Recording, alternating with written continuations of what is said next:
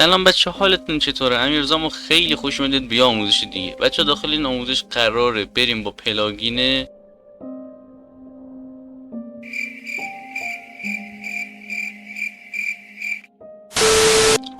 قرار امروز بریم با پلاگین SmartSignEditor با ساینا کار بکنیم، کاستومایز بکنیم، کپی بکنیم و داخلشان رنگی و بولد تایپ بکنیم و خلاصه عشق بکنیم. اما همراه باشین که یاد بگیرین که چطوری با پلاگین کار بکنید. لایک، کامنت و سابسکرایب فراموش نشه.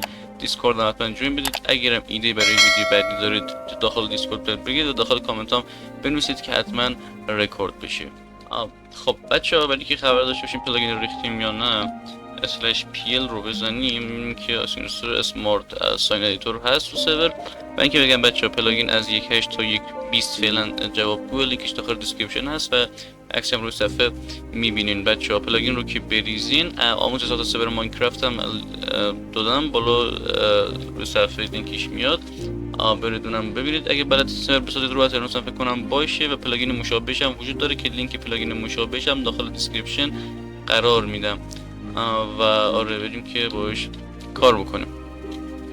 کریتیو بشین و از منوی کریتیو یه ساین بردارین. مثلا من ساین مشکی برمیدارم.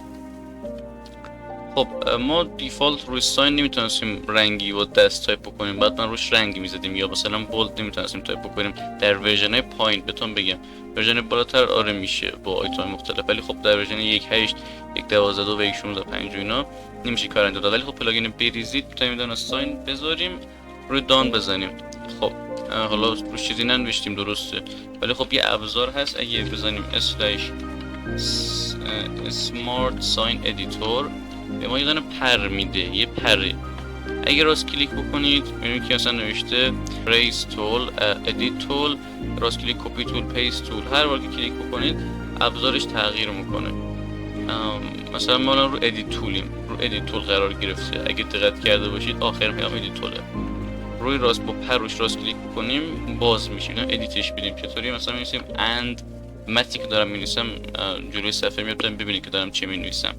6 and L و مثلا MRG for ever و دان. خب اورش ننوشت، راست کلیک میکنیم، مهم نیست، پاک میکنیم، میریم خط بعد and مثلا 7 و مثلا F and L ever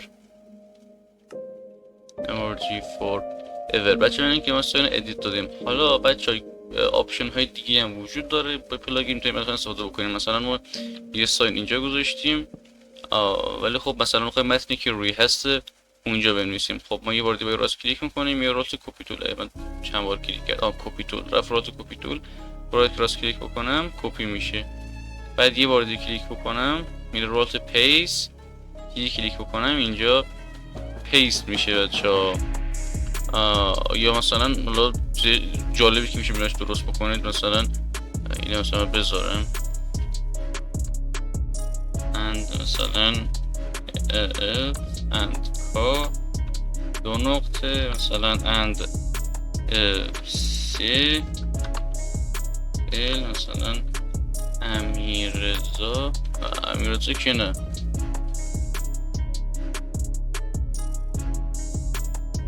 ال 83 بعد and if and سوخت. همینه بنویسیم مثلا نابه بکنن. از این همینجا داخلش استفاده کرد و بریم رو حالت چی کار میکنم، بریم رو حالت ادیت بزنیم. کپی کردم اشتباهی.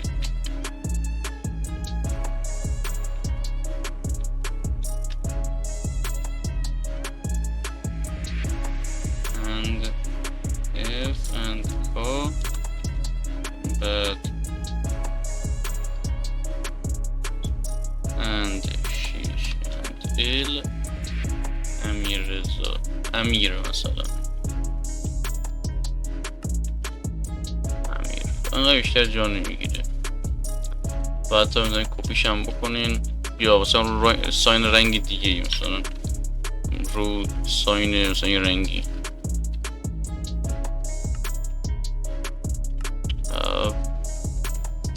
کپی که میشه پیست و اینجوری تو ساین ها استفاده بکنید.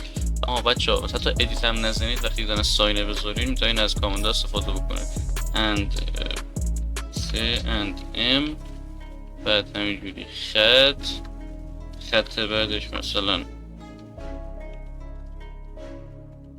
امیر رضا 83، خط بعدش دوباره نم.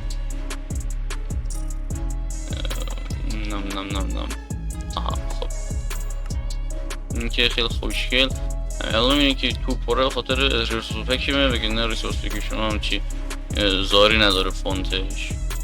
خب بچه‌ها ویدیو کودمون تمام شد، امیدوارم به کارتون اومده باشه و بس روی کلاتون. مرسی که تماشا کردید، حتما ویدیو لایکش کنید اگه دوست داشتید. اگرم گفتم بچه‌ها ایده جدید دارید دوست دارید رکوردش بکنم، حتما داخل دیسکورد بهم بگید. بچه‌ها دیسکورد حتما جوین شید اگه راهنمایی خواستید و اینا، اونجا هستم کمکتون میکنم و اونجا کلی آیتم ماینکرافتی ریسورس پک میدم، پلاگین پولی و اینا داخلش قرار میدیم، مپای خفن برای دانلود کردن په لابی و اینا سرورتون و میتونید با بقیه دیولپرهای ماینکرافت در ارتباط باشین. بوس به کلاتون و تا ویدیوی بعدی، خدا نگهدار.